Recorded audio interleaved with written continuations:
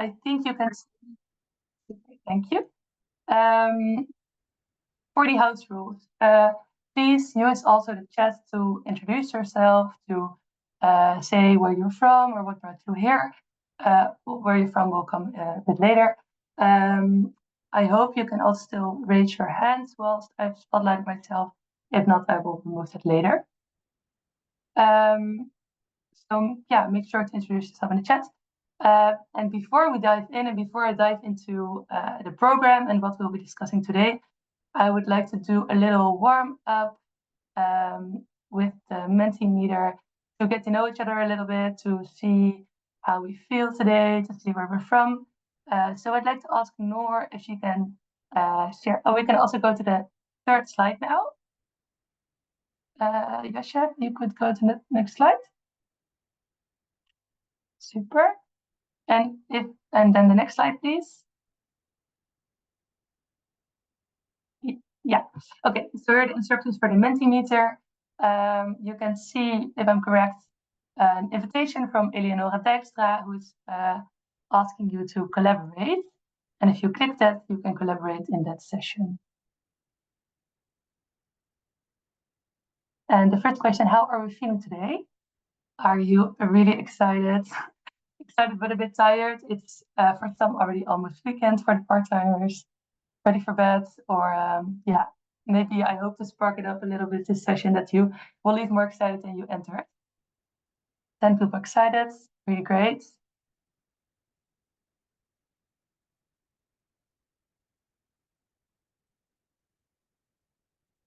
And I really hope that we can keep the moods high. I hope everyone managed to get into the Mentimeter. I think most of them are in. And then you can also go to the next question. Yeah, we can go to the next one. Yeah, there. How are you feeling with EU elections? Because that's, of course, the reason why we've gathered here today. Are you a big fan of the EU and can't wait to learn more?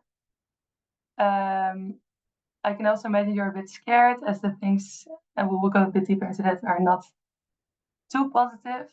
But I really hope that we can build some solidarity here and think of strategies to move forward. And I'm very happy that most of you have answered it with "Together we will make it." We can go to the next one, I think, also to see where are the people from, to see, but I really hope I've put all the countries in. But what geographical scope are we covering today?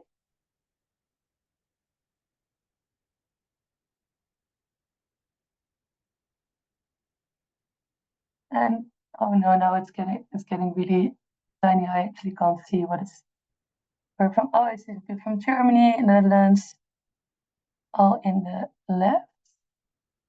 But good to see that we're covering a lot of countries. And I think that's essential also for being able to build that block that we would like to. Okay. So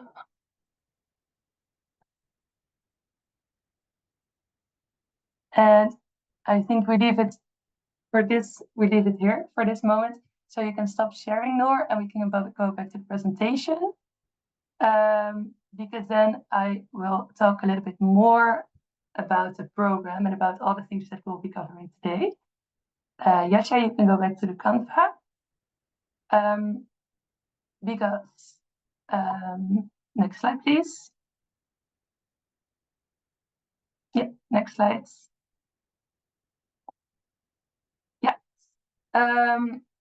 What are we going to do today? So, as I said, we have written a toolkit, EU Election for Youth, and today is the launch, which means that we'll be talking a lot about the action perspectives that go from the toolkit. So not only will we be presenting shortly the toolkit, as we'll be talking to the author, Marise, but we'll be also talking to, for example, Laura de Vries, who is a candidate for EU Parliament for the 66. which is part of the Renew Group, if I'm correct, but also former part of a youth climate movement in the Netherlands. And next to that, we'll also be talking to Roos Heffernan, who has did some excellent work on contributing to the publication, Why Does the EU Green Deal Need Ecofeminism?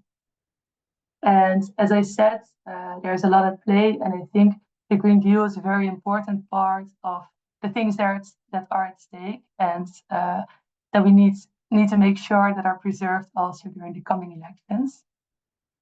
We can go to the next slide.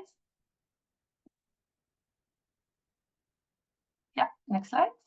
But before we do that, I will also talk a bit about what is WECF, because I think there are a lot of familiar faces. Next slide, please. Yeah, there's also a lot. Some of you might not know WECF yet, and also maybe not know me. My name is Janna. I'm a project officer for Women Engaged for a Common Future. And I've been involved with this project for quite some time now, really focusing on mobilizing young people on the topic of climate justice. And in this work, next slide, please. Part of Women Engaged for a Common Future. Next slide. We are an eco-feminist network organization, really trying to prioritize the priorities and leadership of feminists and women and marginalized communities in the European Union, but also outside of the European Union.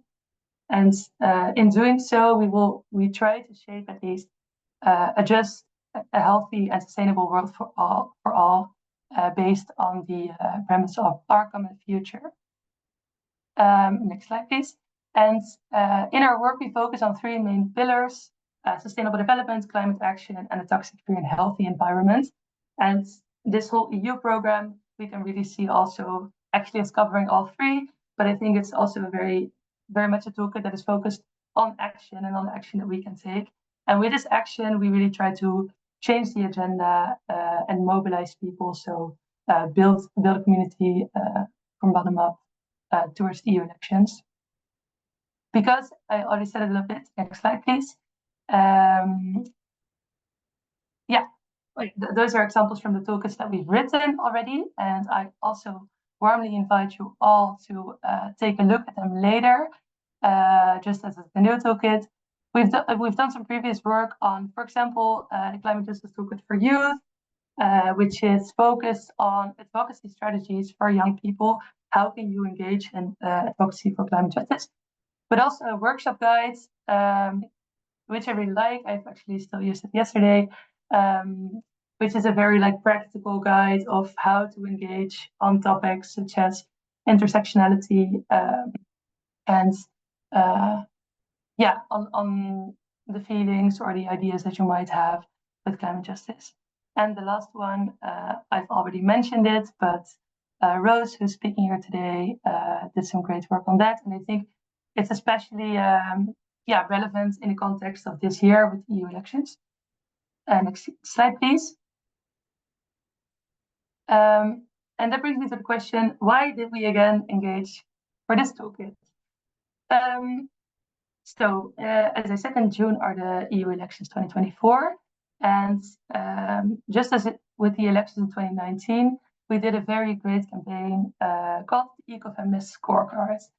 And with the scorecard, we have really tried to mobilize, especially young people, on the EU elections, as the EU elections are, as you might know, not the most popular elections. And we still a lot of time have the feeling that the EU is not there for us, or that it doesn't really matter to vote for the EU elections. And we want to pose the opposite, actually, that it's the perfect opportunity for young people to engage and to take charge of their futures. Especially now, there's a lot of disinformation on gender coming from very right-wing and fascist parties, which makes it even more important to have one united and ecofeminist noise in response. And with the toolkit will serve as a baseline, so to say. So it will be a very it's quite a good explanation on how does the EU actually work, because I think there are a lot of misconceptions on how the EU actually works, but also on how does ecofeminism relate to the European Union and what topics are at stake. The author of the toolkit will elaborate more on that because they did a very great job in writing it.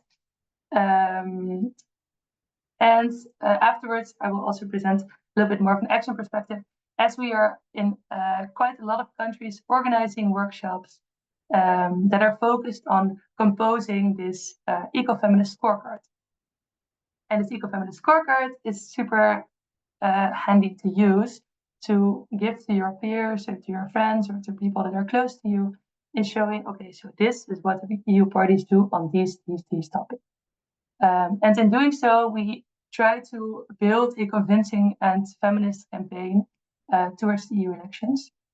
To really make sure that we preserve what we've built up in the last few years, but also to make sure that young people are really represented during the EU elections. As in the election in 2019, this was a historic voter turnout, which was mainly due to young people that decided to go out and vote.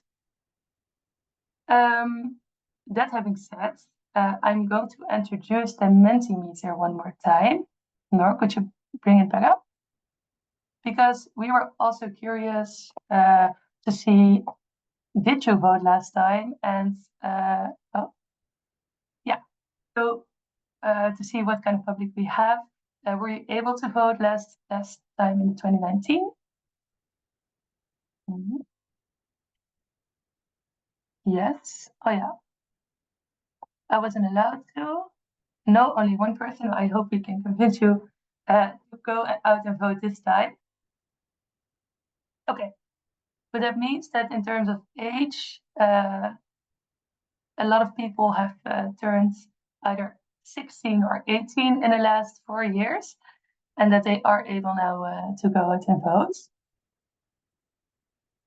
And I hope that we can bring across something that motivates you to also go and campaign actively to bring out other people to vote for ecofeminist topics.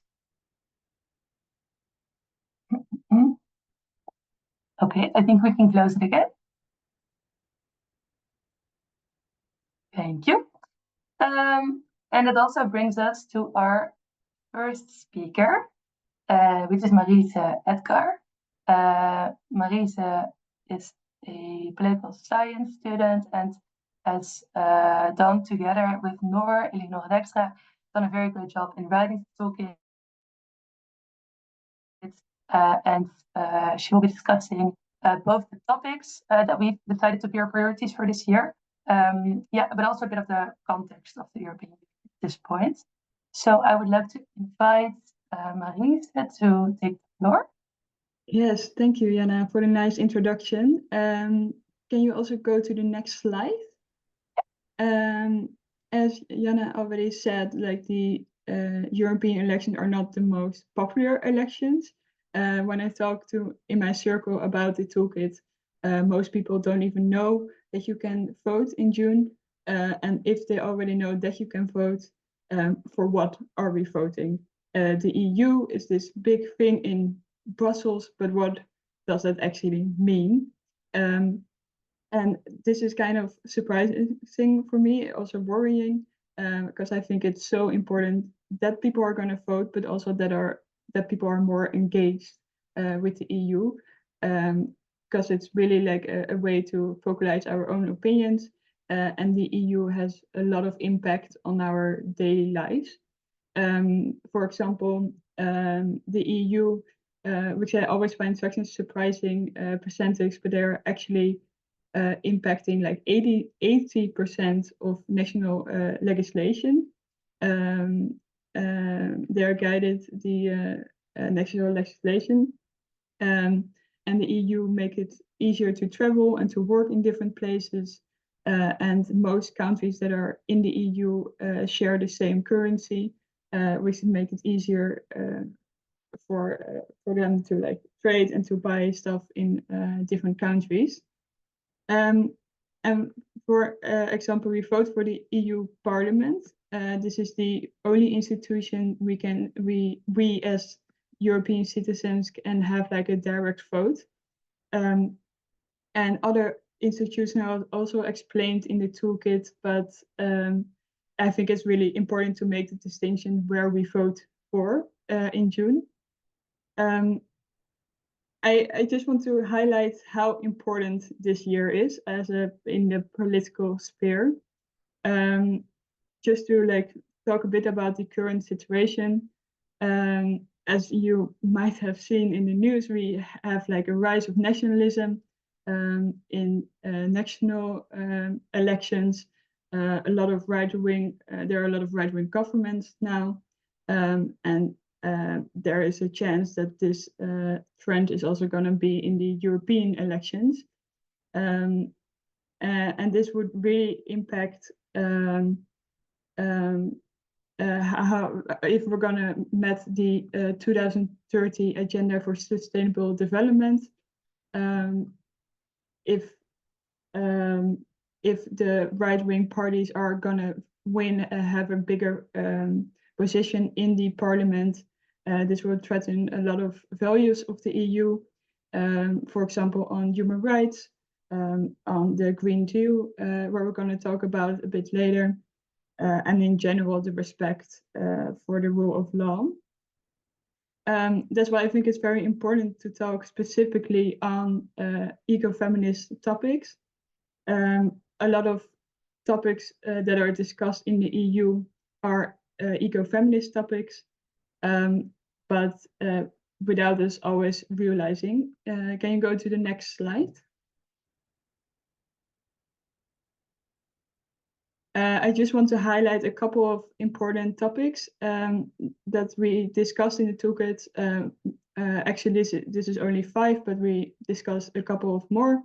And even we didn't talk about all the eco-feminist topics because there are way more. But just to give like a big picture, marginalized groups like young people, like women, often bear an unfair burden of environmental pollution and climate change. And this burden is not always equally visible and therefore not always included in policies. And policies are often based on a male perspective and are seeing this as a neutral standard. And for this reason, a lot of women are like having the cost of these unneutral policies. And by using eco-feminist principles, the EU can make policies that tackle the problem at its core and also make the solutions more effective. But therefore, there is a need for ecofeminism using a gender lens, how we call it, the specific focus on gender differences. And I will just highlight a couple of topics. As first, as like a good starting, very eco-feminist topic, climate change. We would discuss the European Green Deal later, but I think I think it's a common understanding. But just to like focus on it, marginalized groups are hit harder by climate change. This is to a lot of social, economic, cultural factors. And therefore, it's important that the policies around the climate crisis have a specific lens on these gender differences. In June, when we're going to vote for the elections, we will decide the political course for the next 5 years, which is till 2029, which makes these elections the last chance to reach the 2030 Sustainable Development Goals, and to have like a first start for the 2030. They made like a policy to have in 2030 55% of a cut of the CO2 emissions. So this again, this elections are very, very important. Another topic that I want to talk about is the aim for a toxic-free and healthy future for everyone. We really need to focus on women's health that is impacted differently by chemicals because of biological factors. For example, women tend to accumulate more toxic chemicals due to a higher body fat percentage. And this makes the chance higher that they will get health issues like breast cancer, reproductive disorders. And another thing that can affect health outcomes is the economic status. Research has shown every time that if you're part of a lower social class, you have a higher chance to be exposed to harmful chemicals. And this risk are most of the time not understood and therefore not in policies. And we can see this with every topic that the politicians just are gender blind, don't see that this is happening, and therefore it's not in the policies written down. Again, in cosmetics, gender impacts a lot in our lives. It decides more traditionally what kind of work you're doing. Work that are more like traditional for women, like care work, like cleaning. If you do those kind of jobs, you have a higher chance that you get into contact with toxic chemicals. And therefore it's necessary that we have a focus on also to like get rid of those toxic chemicals, but also be more aware of the gender imbalance in this way. Another topic that I think is really important to highlight is the banning of greenwashing. 2024 did start in a good way on this topic. In January, they introduced a new proposal on greenwashing. Just for the people that are not familiar with this topic, greenwashing means that big companies are using terms like climate neutral, sustainable, eco-friendly on their products, but they don't have anything to back this up.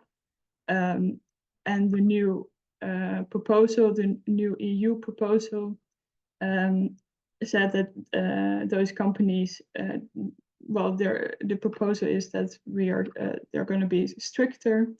And that they need to do research on if it's actually eco-friendly, actually climate neutral, and they can't just write it down as like a campaign strategy. And then as like the last topic that I think is really important to highlight, and also is a topic where a lot of concerns about gender, about harmful chemicals, about access to sanitation all come together, is the topic on menstruation. It impacts what we use, when we use, it impacts the environment, our wallets, and our health, and is really a gender topic as well. And we think that the EU can talk more and more openly about this topic. The EU Parliament is aware of the problems, that there are a lot of plastic in the products. But we think that they're mostly focusing on raising awareness and actually effective policies. And we think this should also be a topic that there should be a specific attention to.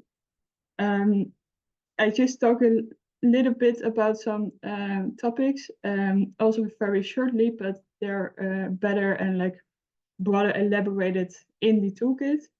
And next to that, we're also working on different topics with our partners. And therefore, I would like suggest that you like look at our website and see and do your own research. Thank you. Thanks a lot, Mariette, for highlighting these topics with, where am I again? I think we are going to go back to a Mentimeter now to see what do you think? What do you think is important? We've highlighted some of the topics here, but now we will see the topics that are central in the Ecofeminist scorecard as we'll use it. And I hope you can already see it again on the screen. Oh, and then, because, can we see the Menti? Yeah, what theme is most important for you? So Marisa did a nice elaboration on what the toolkit contains and what are the ecofeminist topics that we would like to talk about. But we have something more, and those are the 6 main topics that we selected this year: youth at the decision-making table, sustainable and fair trade, nature inclusive and a fair agriculture, agenda to energy transition, the polluter pay principle, or say no to toxic chemicals. So what we would like to know is, what do you think, what is a priority for you? And yeah, that's the first question. And then afterwards, we also go to the question of, what do you feel still missing, or what would you like to see that is being focused on in feminist action? I do see that youth participation is seen as very important, and I definitely agree. Janet, yeah, interesting that they all. I had not expected it to be so equal, so that's interesting to see. Yeah, and also interesting how chemicals then still is regarded as one of the lesser important topics. Whilst we do definitely think that there is a lot of like under attention or like too little attention for the role that toxic chemicals and, for example, PFAS and pesticides play in our daily lives, which is also very interesting now. Yeah, with for example the cutting off of the EU the pesticide regulation that has passed this year. So we do definitely think that is something to focus on also for the coming elections. But in the end, the gender just energy transition as the first one. So good to see. And then the next question is, what themes are still missing according to you? And yeah, because we have of course tried to select some relevant and actually very relevant topics. But I can also imagine that there's more, and if you say we actually think they just focus on this during your campaign. So if we could go to the next slide.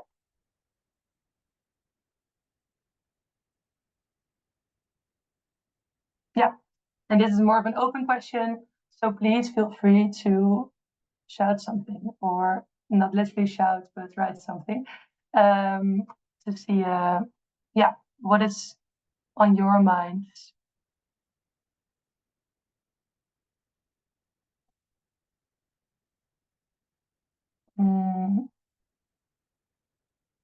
Let's wait a little bit for the responses. I hope there are responses.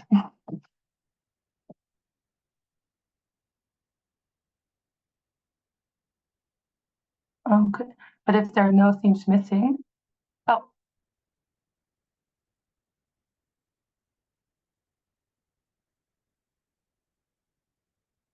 I think people can't see the Mentimeter. That is strange. Still not?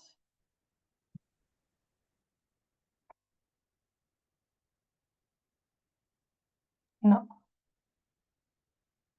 Jana, we can see it. It's just the Okay. old slide. Oh, that's strange, because I can see it. Otherwise, if you feel like there are themes missing, please shout them in the chat. Then we'll close this Mentimeter Now session. it works. Oh, okay. Thank Good. you. I would also be happy if it was like this, but that would mean that there's no work left to do, and I definitely do think there is some work to do. So good that you see it now.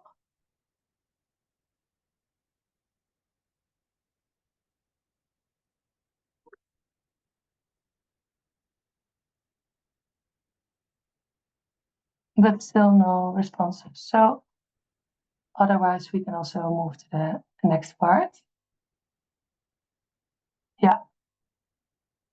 I think it's better to go back to the presentation to make sure that we not lose too much time. So if you could close the Menti session, Noor and Yevsha, if you could go back to the presentation, then I'm very happy to go to the next part, which is focused or not focused, which involves our next speaker. But first we have a little video. Yeah, next slide, please. Yeah, unfortunately we could not have current MEPs, but we still have a video of Kim van Sparretak. And Kim van Sparretak is the youngest member of the parliament for the EU Greens from the Netherlands at this moment. And she has some messages for the young people to how to engage more during the EU elections.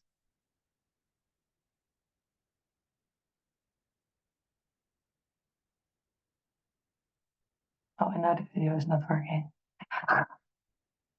This is always the thing with presentations. You hope it goes. Okay, never mind. We will go to the next speaker. I'm very happy to introduce you all to Laura de Vries. We've worked before with Laura during other climate mobilization events. Laura is currently a candidate for, on behalf of D66 for the Netherlands for the EU Parliament in June. But Laura also is a former part of the youth climate movement. And we'll talk today about the importance of youth and about youth at the decision-making table.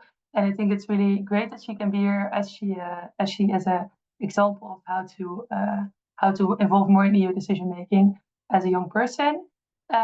So I'm very happy to give the word to Laura. Let me see where she is here. Yes. Yes. Okay, great. Yes, thank you so much, Jana, and really nice to be here today and talk to you about importance of youth participation in the European Union. I'm just going to talk a bit, and then Jana, you can maybe ask me some questions that are relevant. Great.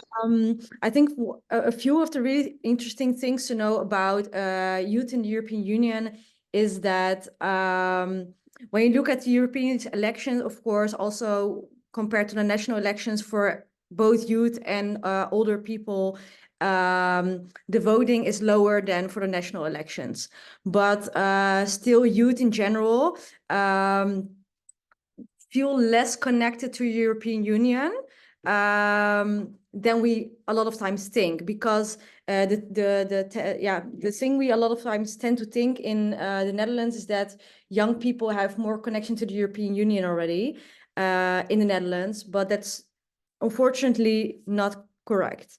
And I think that is one of the really big concerns also for the coming elections, because it's of course really important that youth will also go and vote. And especially because the European Union has so much impact on the future of young people, because the policy being made there, of course, impacts the lives of especially young people, also because policy in the European Union takes longer than it takes on a national level. So it's really concerning if young people do not vote and are not like feeling a connection to the European Union, because even more than the national elections, this is about them, it's about us. And what is an interesting fact, however, is that when you look at the European elections in 2019, European youth in general, so not specifically to the Netherlands, but in general, made sure there was a record voting in 2019, because there was done like by EU Monitor, there was like a EU barometer, and what they saw is that a lot of voters younger than 25 years and the group from 25 to 39 years went to the elections in big numbers. And some of the really big issues why a lot of young people did go to the elections for the European Union in 2019 is because they felt it was really necessary with topics such as climate, with topics such as economics and growth, human rights. So what we saw that year is that more people went to vote, more young people went to vote because they had a sense of urgency, and not specifically because feeling that really big connection to the EU, but they did have some sense of urgency, and that did have a lot of influence on the voting that year. And what we're seeing now is with a lot of trouble in the EU in general, and like a lot of concerns and a lot of things happening in the world, a lot of young people feel a bit overwhelmed.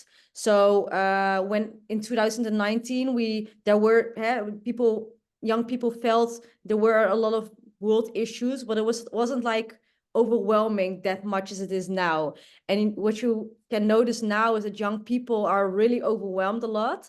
And we are really concerned that looking at the European elections this year, that will also make sure there will be a really low number of young voters, because they are so overwhelmed with there's so much happening in the world right now. I just don't see it anymore. I'm done. I don't want to hear it anymore. I don't want to see it anymore.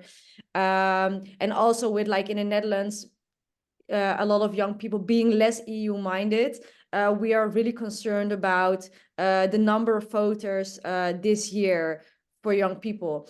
And of course, as I said, it is really crucial that young people will vote because it's so important for them. It's so important for us. And the EU has so much impact on the decisions for our future.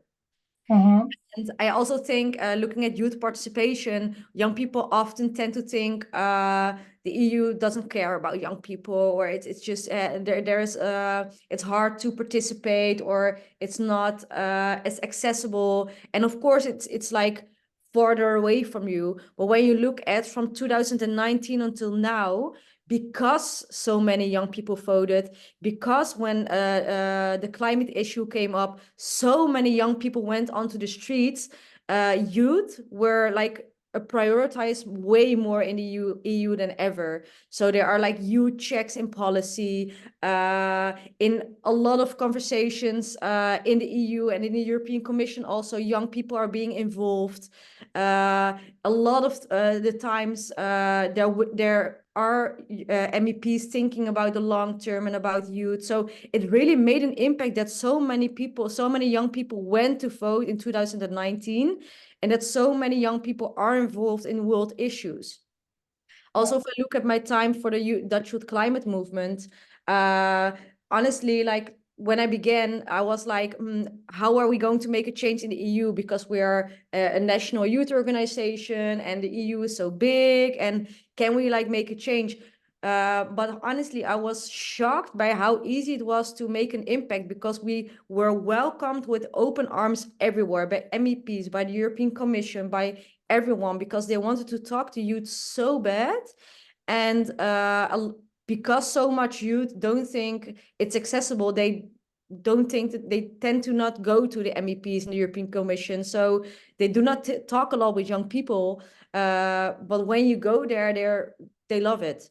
So it's pretty accessible for young people to make an impact when you're like well organized also. I think last I want to say before you can ask me some questions, please, Jana. Yeah. I was looking, of course. No, because you're saying that you were welcomed with open arms, but also that it can seem as very overwhelming. But what was then the point that it was for you, because you're, of course, also young? What was then the turning point for you that you thought, I want to be engaged as a politician with the EU? How did you get there? Really good question. Well, when I was at the Dutch Youth Climate Movement, actually, I noticed when I was in policy, I was in public affairs, so I was busy doing advocacy a lot of times. And I noticed a lot of policies we wanted to achieve were just not doable on a national level, like regionally. So not because of politicians not wanting it or anything, but really it was not doable. And sometimes politicians do use it as an excuse, do it in Europe. I don't like that at all. But sometimes it's just really necessary to do it at an EU level. And I saw that more and more and more. Also, if you look at, for example, a circular economy, there are things we have to do on an EU level, also on a national level, of course, but also on an EU level.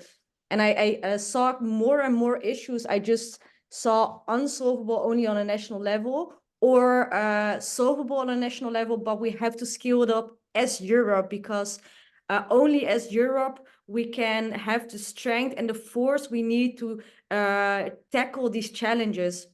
Because, for example, if we do it just as the Netherlands, that's good, but like on a worldwide impact, it's too little. If we do, for example, the climate transition on an EU level, we can also, with the trade position we're in, for example, influence China, influence America, and make sure other continents also go in this transition. And it's just more powerful. So just from a rational perspective, I'm someone who always thinks about maximizing my impact. I just thought on a national level, doing the things I do, it's really important and we should keep doing that. But on an EU level, I thought, yeah, I can make more impact. And that's also from politics why I, when I had the choice basically to choose between going for the national elections or for the European elections, I chose for Europe because I really believe in the strength and the force of Europe. Yeah, yeah. So what you're saying is that we have to do it actually together, and that we need the European Union to being able to make the transition. And in terms of gender, what would you say you would prioritize for now? Because of course we're trying to also advocate for like an eco-feminist future.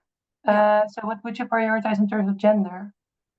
In the sense of policy, or what is your specific question? Yeah, just in policy, or in, for example, would you focus on a gender energy transition, or on chemicals policy, or what speaks to mind for you the most? What do you think this is the most important thing right now? Good question. Honestly, I think the most important thing is not one specific policy issue, because everything is important. I think what is important is that it's a part of our DNA, a part of how we think. So that politicians take into account in every decision we make, is this gender proof? Is this long term? Is this future proof? Is this also accessible for everyone? So also for people with a disability. So the intersectionality also, it's really important in my opinion. So I really dislike like saying this policy or this policy is important. I think the intrinsic thought of always taking this into account, the gendered approach, is like when you make policy, in my opinion, also I've been a part of making the generational equity test, so a generational like check on policy. And I think that's something that every policymaker, and like, to be honest, of course, MEPs and parliamentary members are also policymakers in a sense. You should always, when making policy, do a checklist for yourself on all of these things. Yeah, so yeah. And I think when looking at specifically, maybe just to answer your question specifically, the issue of climate, I think it's really important to also look across borders and look at what the climate transition is doing to women in a lot of, in the global south, basically, because the inequality there is much bigger than inequality in Europe, of course, when it comes to the consequences of climate change.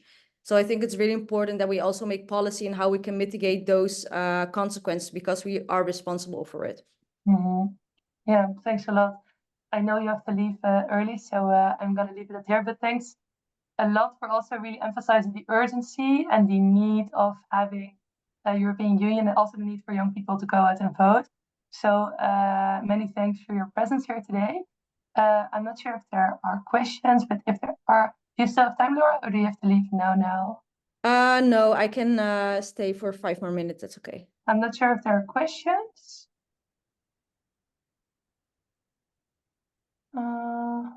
Yeah, I can talk a lot about this topic, so please ask her. Yeah. No, and because you said I've also been part of the youth climate movement. And how do you see like those two impacts then next to each other, like being part of a climate movement, but also because there are different different positions, right? And what is the balance in that, so to say? Where do we need people, or why do we need everyone? Yeah, I think for myself, I don't see it as different things, because I believe politics, of course, is having representation. And I'm someone who is from the ground, so from society, from knowing what's going on. And I want to take that into the political arena, so to speak. So I'm not seeing it as separate things. Like everything I learn as a climate ambassador, climate major, and everything I learned from my time at the Dutch climate movement, that is all me and part of me, and that's what I'm taking into the political arena, fighting for the same things I've always been doing. And I do think of course it's different levels, but I'm still doing my work as a climate ambassador. I will continue doing that as an MEP if I'm chosen, of course. But we do need everyone. So also to talk about that part, I really believe in everyone contributing to all of the world issues from their own knowledge and what you're good at. So I believe in a kind of formula that's often talked about, which is I don't know exactly in English, but it's about what are you good at, plus what is your passion, plus what does society need. And if you take all of these three things, that's what you should do. And I really believe in that. And we need everyone. We need people from businesses. We need civilians. We need politicians. We need everyone working from their own perspective, because climate change and feminism and all of basically all of the issues in the world should be approached from every facet of our society, because it's like so deeply rooted in every facet of our society, that from a product you buy to the public transport you use, it's everywhere. Mm-hmm. Well, thanks a lot for that. I think that was very motivating and engaging. We are a bit behind in the agenda, so we're gonna leave it here. But again, many thanks for being present here. Of course. Me. And then we'll go, let me see, we'll go to the next slide, please. Yeah, we're already at our last speaker. We've talked to the author, we've talked to candidate MEP, and now we're also talking to someone who has been working with WECF already, Rose Heffernan, and she has been working recently on, or this is already for some time ago, but on the why the EU Green Deal needs ecofeminism. Rose has quite some experience also at UN processes, so we're very happy that she will talk a bit today about the connection between EU Green Deal, so why it's so important, but also what can still be done a lot better. So I'm gonna leave the floor to you, Rose. Thank you. Yeah, I'm very excited to be here today and to talk a little bit about the European Green Deal. I have some slides as well. So if you could just go to the next one. Yeah. Thanks. Next slide, please. Yeah. Okay, so I wanted to start off because I didn't really know to what extent we would all know about the European Green Deal, so I wanted to give just like a little bit of an introduction. So the European Green Deal was launched end of 2020, start of 2021, and it's the European Union's policy package on climate and the environment and how the EU plans to achieve net zero by 2030, amongst other goals, as well as the ones that they committed to under the Paris Agreement. So this huge policy package was developed.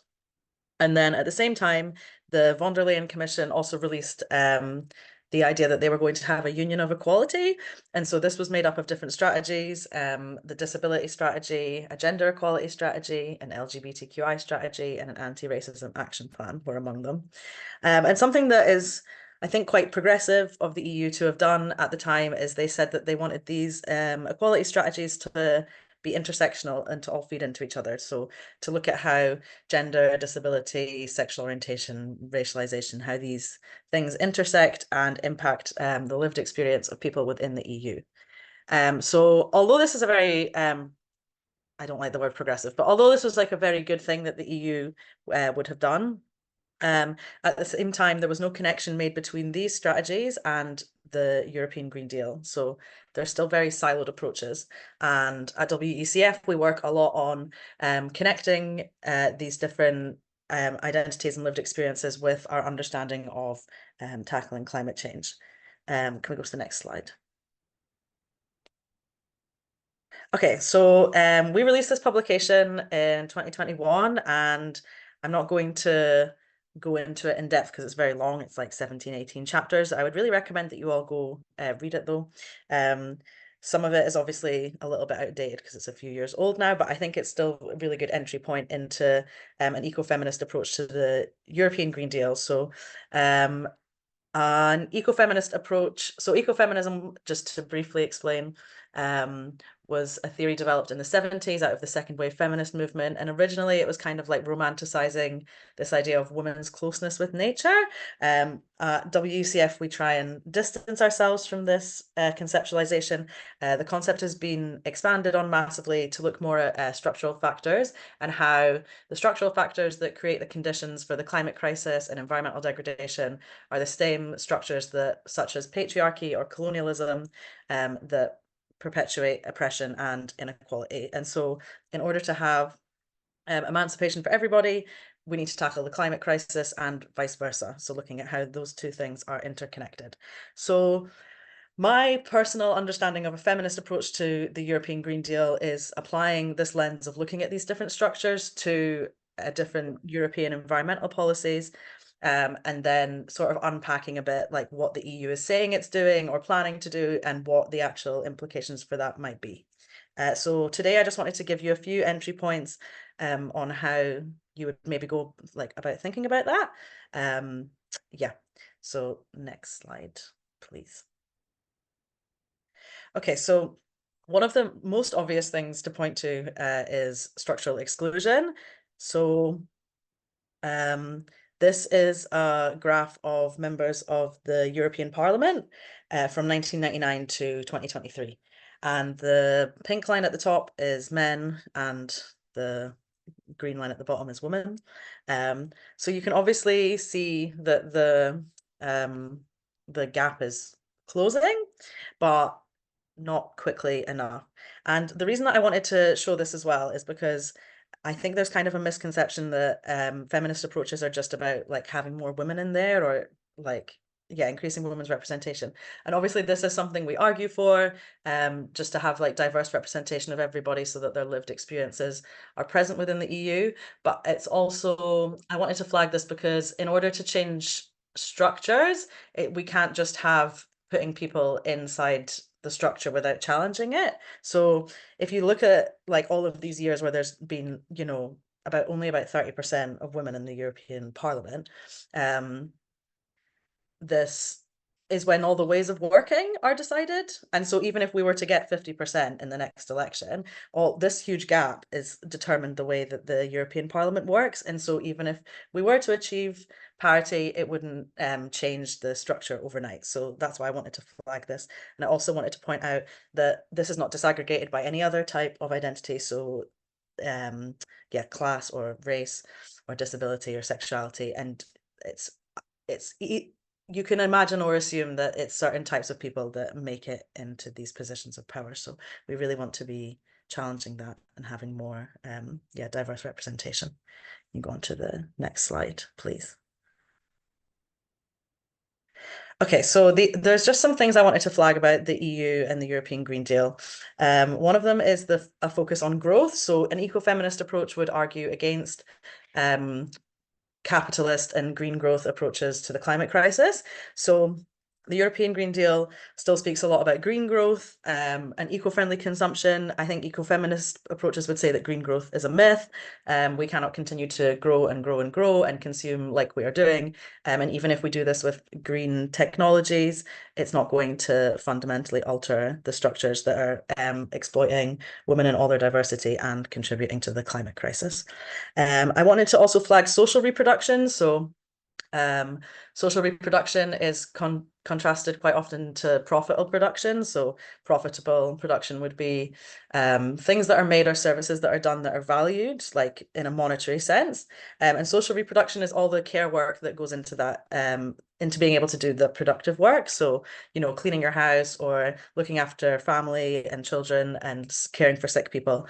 And most of the world's care work, even more so in the global south, but still very much so in the global north, is done by women, and most of it is done unpaid. And none of the productive work that we value within current conceptualizations of economy would be possible without all of this unpaid work being done. And so through this analysis, we can see that nature and care work are both treated as externalities. So this means that nature is something that is considered that we can just take and take and take from, and it's not, and because of this, it's not valued properly. And at the same time, care work is also considered just this infinitely stretchable resource that we can just continue to use without any repercussions. So an ecofeminist approach would challenge this idea that these things are infinitely stretchable, because we're getting to a breaking point where it's becoming obvious we can't just keep using these things. Next slide, please. So this is just a little diagram of how this would work. So on the left-hand side, we have the monetized economy within this boundary. So that's our current conceptualization of the economy and everything that we would count, you know, within gross domestic product. And then caring activities and ecological processes are outside of this. So a feminist approach, yeah, thank you, Hannah, for the definition. A feminist approach would advocate for a well-being economy which centers caring activities and ecological processes and moves beyond this idea of profit, growth, and consumption. Next slide, please. Another structure that I wanted to speak about is coloniality. So I think this is quite often overlooked when people talk about the European Union for a variety of reasons. Obviously, I wanted to flag before I go into this that there are discrepancies within the EU, especially when we talk about the global West and the global East, and like different experiences of being in the core or the semi-periphery, and how countries have developed. But nevertheless, I still think that a colonial understanding or an understanding of the EU's role in coloniality is very important. So these are just some studies that I wanted to flag that I think are particularly interesting. So this one at the top here from 2021 looks at how the EU uses its global trade agenda to get countries abroad to open up their markets in conditions that are favorable to the EU. And one of the ways that the EU can do this is because it has much more power than countries in the global south. So, like, I mean this in like economic and political power. Additionally, a study of the EU's relationship with the African Union shows how this is very hierarchical, and there's a lot of the EU, you know, dictating to the African Union how things should be done, as if the European Union, you know, knows better. This also applies to green policies as well. And then another intersection with climate and environment is the mining of raw materials, is central to the European Green Deal's project of modernity. So there's a lot of raw materials that they need in their low carbon infrastructure. This also feeds into this sort of like technological solution to the climate crisis. And in some countries that they are planning to mine these raw materials from, for example, in the Democratic Republic of Congo, where the EU mines cobalt for its electric cars, these projects bring a lot of gender-based violence with them in areas that are heavily securitized around the mines. And because these things do not happen within the like borders of the EU can quite often you know, not take any responsibility for its actions. And I also wanted to flag briefly that a more recent example that we can see is the EU's vote that they had recently on a ceasefire in Gaza, and the fact that this was not unanimous. And I feel like there wasn't a unanimous vote for a ceasefire, which I think shows again that the EU places different value on Palestinian lives and also Arab lives more generally. So I think it's really important that we talk about coloniality when we speak about the EU, because I think it's something that the EU is not critiqued for enough, and ecofeminist approaches would want to highlight coloniality. Next slide, please. Okay, so this is my final slide. So I didn't want it to all be gloomy, because yeah, sometimes doing feminist analysis of these things just looks like you're just being negative. I wanted to point out, obviously, we've been talking about the EU elections, and we really hope and want to ensure that we have a progressive European Parliament in order to make these linkages. Like, I think it is important to note that a lot of the work is already there with the Union of Equality. And for example, I was moderating a panel in Brussels in summer, and there was people there from the European Parliament and the European Commission, and we, you know, had a talk about these different things about coloniality and gender. And there are people within the EU that are that do this kind of analysis. So we just need to amplify, support that, and get involved. I think one of the ways that we can do this is an amplification of voices that are not usually heard by the European Union, and engagement with different networks. So I think in the toolkit that's being launched today, there's like a really great section that highlights the different networks that you can get involved in. And yeah, I would really encourage people to do that, because it's also an integral part of feminist practice, is scaling up these like small grassroots movements into bigger ones and having these feed into the EU. Again, we're speaking about coloniality. I feel like we need to have a changing of mindset. So challenging this idea that in the EU we're the most developed and we know what's best. I think there's some best practices that I just wanted to flag. So for example, Nigeria is the first country in the world to have a gender action plan, which means that they would integrate gender into all of their climate policies. And Ecuador has recognized the rights of nature within their constitution. So I think yeah, we really need to challenge this idea that the EU is the center of understanding climate and environment and developing solutions to it, because this is not the case. And finally, I just wanted to say, trust your lived experience. I remember when I first graduated from my undergrad degree a few years ago, before I started working at WECF, and you know, the EU just seems like this thing that like floats around up here and is kind of hard to engage with. And I think it's important to engage in your local networks and also at the European level, and be confident, like even if you have not been involved in these spaces before, and if you're young, which I am, and I know it can be daunting, to trust your lived experiences, because these are super valuable, and we need to center these in any feminist approaches we have to the EU. And that is everything. Thank you. Thanks a lot for that, Rose. That was really, really interesting. I think it was a really great and critical analysis, EU Green Deal. And although maybe indeed not the most optimistic, I think that's also very important to be also realistic about the state. And it even makes it more important to engage also during these elections, because we have to make sure the progress that we have made, that it's not totally being washed away, so to say. So thanks for that. I don't think we have time anymore for questions, so I'm really, really sorry, even though I did find it very engaging. Because from this point, we're going to go to a little bit more of the almost rounding up of the session with some action perspectives, which I think the toolkit is doing really great.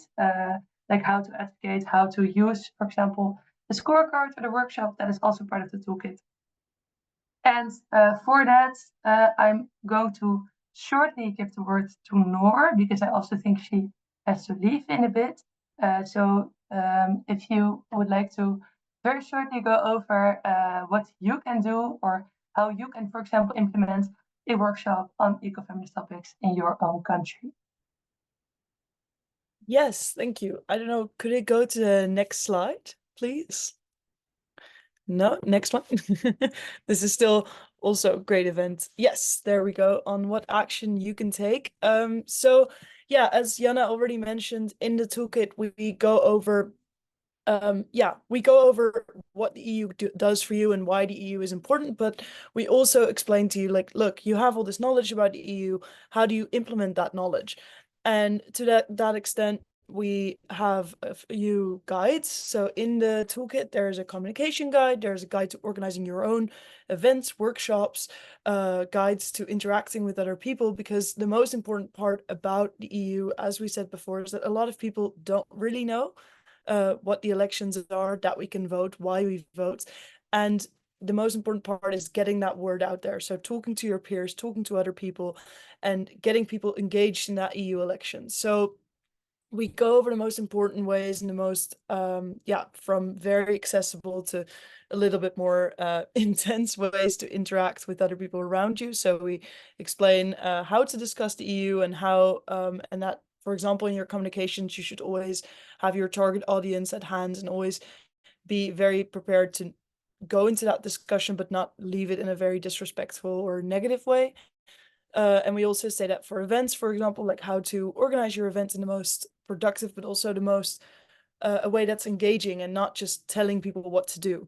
And to that end, we also put in a workshop manual. So we've designed a workshop where you can analyze EU election programs in your own country, and you can do that with young people, and you can analyze them based on eco-feminist topics. So in the EU elections toolkit, there is a workshop manual which tells you step by step how you can organize your own workshop. Of course, you can alter it however you'd like, and it also tells you how to use the scorecard. And Jana has also already referenced to it, but the scorecards, you can find them on our website from past years, but also in the elections toolkit for this year.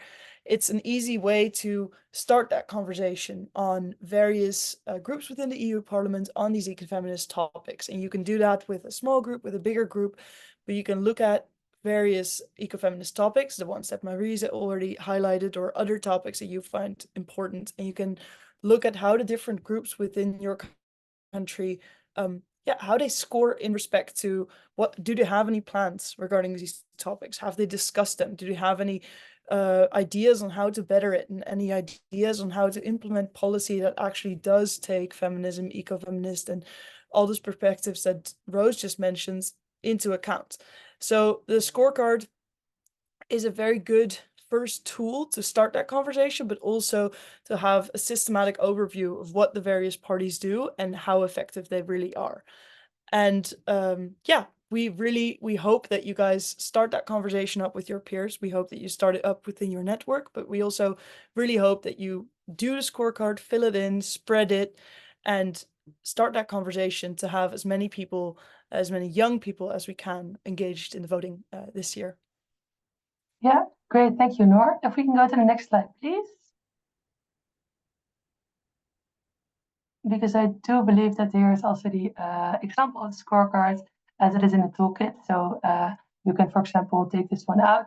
But next to the toolkit that we have at this moment, we're also planning on launching a campaigning website again, where we also will have a downloadable separate form of the scorecard, which makes it easier to use even. But this is the example that we have right now. And let me see, then we'll go to the last Mentimeter, I think, which is on what actions would you like to undertake to get into this closing of the meeting with a little bit more of an action perspective, and also here, where do you see? No, I don't think this one. I think it's this one. Yes.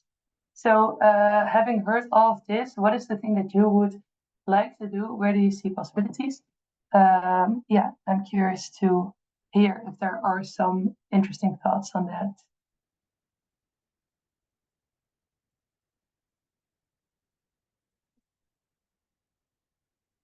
Let's see. Engage with my network vote. Very important, check out the parties. Yes, I think indeed checking out the parties and their manifestos is a really great first step to start looking into what they do on different topics. Let's see if we get more responses. Campaign, yes. Yeah. Read manifestos, organize events. Yeah. Well, I'm happy to see that there are some good plans and that people are planning on organizing themselves. because also, again, I think there, as we also saw with the conversation with Laura, there are a lot of different ways to engage. You can engage on a more political level, but you can also do grassroots mobilization and organize yourselves from there. And I do think that the diversity in campaigning, or the diversity in tactics in general, is something that is to be preserved. So in that perspective, I don't think there's one correct way of campaigning or voting for the EU elections. Great. Talk about it in class. And that's also, I think the toolkit is a very good educational material as well, as it is a step of like 1 to 5 or 1 to 10, so to say, from what does the EU do and what does the EU do for you. Okay, we're gonna go to the next slide, please. To the, would you be interested in using the scorecards? Oh no.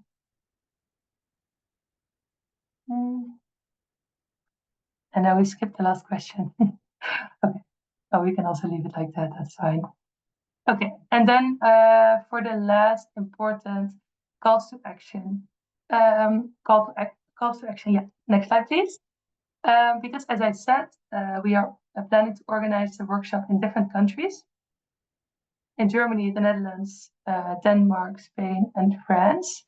And I've included all the contact persons if you wish to join a certain workshop, because none of them have happened yet, but they are still looking for participants. And I think this is a really great way to spend the day on discussing all the party manifestos and the eco-feminist scorecard. So please write down the email addresses of the people that are involved at this slide. And I think that's also, because I think for the EU elections, it's very important to really engage on the national level to being able to do that EU campaign.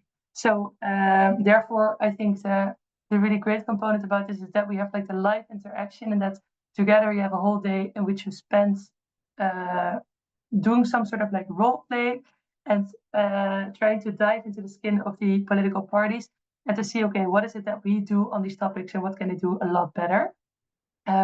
So please note these email addresses down.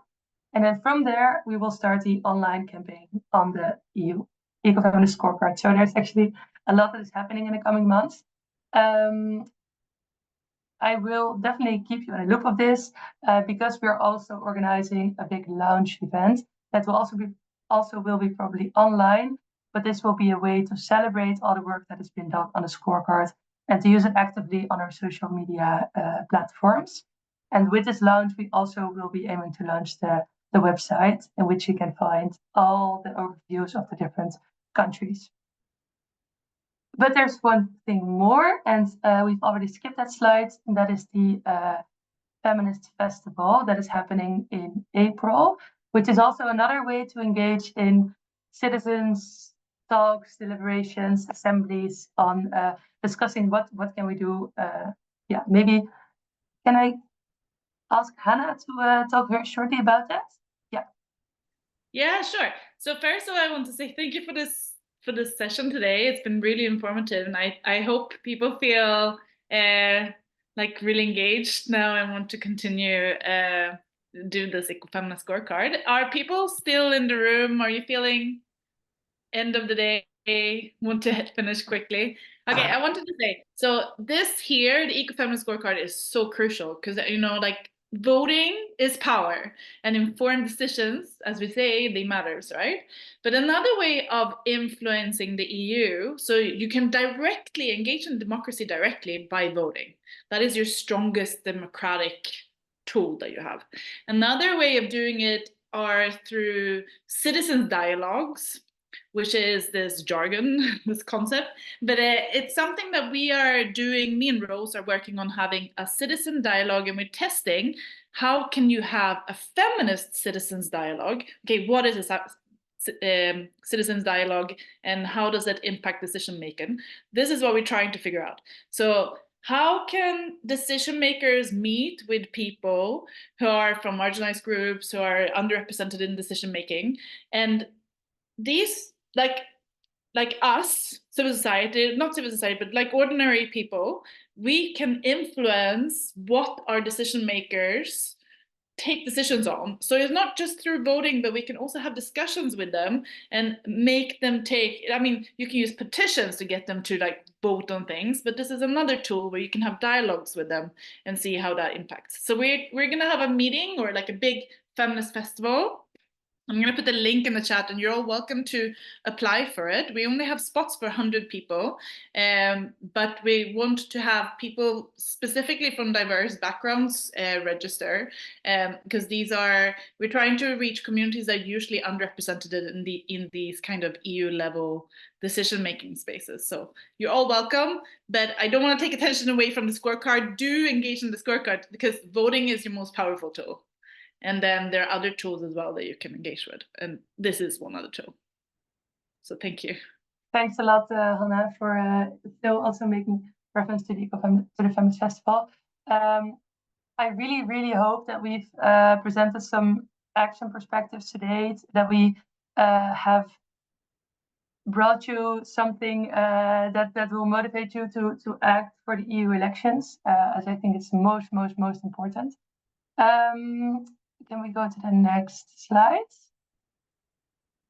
Yeah, I'm not sure if there are still questions, because you can leave them in the chat, and then we can go to the next slide. Because yeah, I wholeheartedly invite you to stay connected.